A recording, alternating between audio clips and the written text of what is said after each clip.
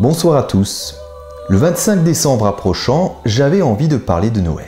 Noël est une fête dont on parle toujours avec envie toute l'année, et surtout dans les derniers mois de l'année, et ça va même crescendo durant le mois de décembre. Cette période sonne particulièrement en Alsace, où l'on voit fleurir des dizaines de marchés de Noël, qu'ils soient faits avec peu de moyens ou beaucoup de moyens, tandis que les communes décorent l'espace public de décorations typiques de Noël. C'est également la période où des spécialités comme le glühwein ou vin chaud sont bues pour se réchauffer, et où l'on mange des confiseries avec gourmandise comme les Mennele, les pains d'épices, les Bredele, les Springerle, les Beerwicke et les Christstollen, entre autres. Et évidemment, quand on parle de Noël, plusieurs images nous viennent en tête. Le repas de Noël, le calendrier de l'Avent, la couronne de l'Avent, la crèche de Noël, la bûche, le gui, le hou, le Père Noël, la neige.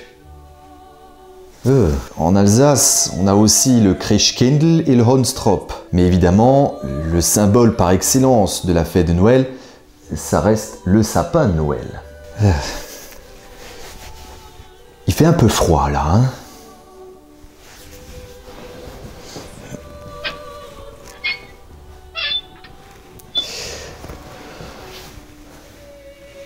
C'est mieux. Bah tiens, justement, en parlant du sapin de Noël, vous êtes-vous déjà posé la question d'où il vient? Car c'est bien là la question qu'on peut se poser. D'où vient donc le sapin de Noël? L'origine du sapin de Noël remonterait aux Celtes qui avaient associé l'épicéa au mois de décembre. Contrairement aux autres arbres, le sapin ne perd pas ses feuilles, les aiguilles, durant l'hiver, ce qui symbolisait le renouveau de la vie pour les peuples celtes. L'Église reprendra cette tradition à son compte après l'avoir rejetée durant un temps. Selon une légende, c'est Saint Colomban qui aurait décoré le premier sapin de Noël à Anngrès, près de Luxeuil, vers l'an 600, afin de faciliter l'évangélisation des populations locales. Une autre légende raconte qu'en 723, à Fritzlar, c'est Saint Boniface qui déclara le sapin arbre de l'enfant Jésus, après qu'il ait coupé un grand chêne voué au culte du dieu nordique Thor, et qu'en tombant, celui-ci n'est épargné qu'un jeune sapin. Comme quoi, à l'époque, les prédicateurs n'y allaient vraiment pas par quatre chemins. Mais passons des légendes à l'histoire, même si la première apparition d'un sapin de Noël reste l'objet de débat. Où donc le sapin de Noël est-il né? Avant toute chose, il faut bien se rendre compte que l'Europe n'avait absolument pas les contours qu'on lui connaît aujourd'hui. Voici une carte de l'Europe aujourd'hui, et voici une carte de l'Europe à l'époque. Quant à l'Alsace, elle faisait alors partie de l'ensemble du Saint-Empire romain germanique. En 1369, à Bergheim, l'on trouve une première mention. Ein jeglicher Höber soll auch hoven an Weihnachtsnacht zu Abend Föder Holz und soll fahren von Baum zu Baum und soll seinem Schemel stehen und das gehovet. Il s'agit là d'un droit coutumier médiéval, ou Weistimmer, qui donnait le droit de couper des arbres ou des branches. Du coup, ici, on ne parle même pas d'un sapin de Noël, même pas d'un arbre de Noël. Il s'agit surtout d'une référence à un droit à couper du bois en hiver. En 1494, dans son livre de la nef des fous, ou Das Narrenschiff, Sébastien Brandt parle de branches de sapin qui sont utilisées en décoration dans les maisons. C'est également confirmé par Geiler de Kaysersberg, qui dénonçait cette pratique qu'il disait païenne dans un sermon de 1508. Bien, on nous parle de branches, mais à quand un arbre entier? Il semblerait que dès 1419, la confrérie des garçons boulangers de Fribourg dressait un sapin garni de sucreries, tandis qu'une légende rapporte que le premier sapin de Noël fut dressé à Riga, l'actuelle capitale de la Lettonie, en 1510. D'autres mentions parlent également d'Ammerschwir en 1448 ou encore d'Andolsheim en 1431. Le souci avec ces mentions, c'est qu'elles sont soit légendaires, soit elles se rapportent à une tradition d'une fête du passage à la nouvelle année, mais en aucun cas elles ne se rapportent à la fête de Noël proprement dite. C'est la ville de Sélestat qui conserve la plus ancienne mention d'arbre de Noël au sens festif du terme, et elle date de 1521. Zwei Schilling den Fenstern, die Mayen an Sankt Thomastag zu hieten. Il s'agirait donc de la première mention au monde de sapin de Noël. La même année, à Kaysersberg, l'on voit apparaître d'autres sapins de Noël. Dès 1539, l'on trouve des mentions de vente de sapins de Noël pour la ville de Strasbourg et en 1561 à Hammerschwir. En fait, loin d'être issue de la seule ville de Sélestat, la coutume du sapin de Noël a pris racine en Alsace et dans toute la plaine du Rhin de manière assez uniforme. La coutume se développe mais ne semble pas encore dépasser la vallée du Rhin. Mais les archives de Sélestat ne nous ont pas tout dit. Elles ont un autre trésor. Les chansons de la ville au Noël de 1600 nous décrit précisément la décoration du sapin de Noël de l'époque. Am Christtagabend bringen die Förster die Maien, zu Naht helfen die Potenläufer und solder dem Scheuken die Ufrichten und mit Ostien Öpflin zieren. En 1602, un arbre de Noël décoré d'hosties et de pommes est mentionné à Kaysersberg et en 1605, à Strasbourg, le décor semble s'être enrichi de fils d'or, de papier multicolore, de sucreries, etc. D'ailleurs, vous serez étonné de savoir que le sapin de Noël était à l'époque suspendu. Non, ce n'est pas une blague. Du coup, aujourd'hui, lorsqu'on dit ça... T'es sûr que je crois sur ton pomme, à qu'on fauche dans le plafond. À l'époque, on aurait plutôt entendu ça. Ça peut paraître bizarre, c'est vrai, mais si on y réfléchit, c'est tout à fait logique.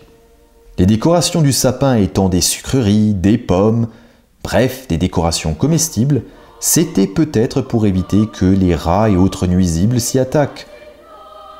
Ou alors que les enfants se servent avant l'heure. Selon la légende, une nouvelle décoration, non comestible celle-ci, apparaît en 1611. Il s'agit d'un sapin décoré de bougies, vu dans le château de la duchesse Dorothea Sibylle de Silésie. En tout cas, les sapins avec bougies sont confirmés en 1705 par la princesse palatine Élisabeth Charlotte dans une de ses correspondances. Marie Leczinska, reine de France, avait vécu un temps à Wissembourg dans le nord de l'Alsace de 1720 à 1725, où elle a probablement aimé cette coutume, tellement qu'elle a installé le premier sapin de Noël à Versailles en 1738. Mais la coutume ne prendra pas encore en France, alors qu'elle progresse dans l'espace germanophone. C'est lors de son passage à Strasbourg en 1770 que Goethe découvrira le sapin de Noël, et il en apparaîtra à Berlin à partir de 1780, puis en 1813, il atteint Vienne et Graz. Danzig en 1815. La coutume a alors quitté la vallée du Rhin et a commencé sa conquête du monde. En 1820, le sapin arrive à Prague, en Scandinavie et en Russie. En 1837, la duchesse d'Orléans Hélène de Mecklembourg fit décorer un sapin aux Tuileries. Mais comme pour Marie Leczinska, la coutume n'a pas encore pris. En 1839, c'est le roi de Grèce Othon Ier, d'origine bavaroise, qui exporte la coutume du sapin de Noël en Grèce. En 1841, l'apparition du sapin de Noël à la cour de la reine Victoria, sur l'initiative de son époux Albert de Saxe-Cobourg-Gotha, fait des émules et la coutume se répand dans toute l'Angleterre. En 1850, c'est grâce à une image modifiée de la famille royale anglaise, une tiare en moins et une moustache effacée. Une moustache? Oh, c'est scandaleux! On n'efface pas une moustache comme ça! Et la famille passe pour une famille de la bourgeoisie américaine de l'époque. Et grâce à cette simple image, la coutume du sapin de Noël prend pleinement pied aux États-Unis. Au passage, c'est en 1855 à Götzenbrück, près de Meisenthal en Moselle, où, selon la légende, après une mauvaise récolte de pommes, n'ayant plus assez de ces fruits à accrocher au sapin, qu'un verrier eut l'idée de faire des boules de verre pour les remplacer, créant ainsi les boules de Noël. Puis, suite à la guerre de 1870 et l'émigration d'Alsaciens lorrains dans le reste de la France, la coutume du sapin de Noël s'implante enfin dans le paysage français. Quant à la première guirlande électrique, elle fut inventée aux États-Unis en 1882, 7 ans avant que le sapin ne fasse son entrée dans la Maison Blanche. Durant le XXe siècle, alors que les branches de sapins décoratives ont également évolué en guirlandes synthétiques, le sapin de Noël continua de s'implanter dans des terres de plus en plus lointaines, très éloignées de son berceau d'origine. Aujourd'hui, le sapin de Noël est devenu un symbole incontournable des fêtes de fin d'année. Il est devenu à ce point incontournable qu'on ne peut même plus imaginer de Noël sans sapin de Noël. Et si nous sortions un peu? Bon allez, c'est parti.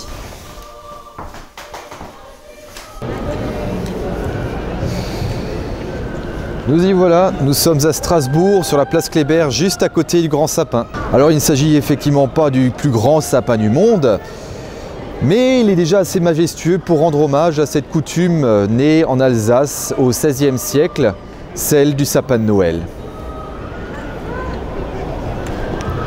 Il me reste à présent à vous remercier de m'avoir suivi jusqu'ici.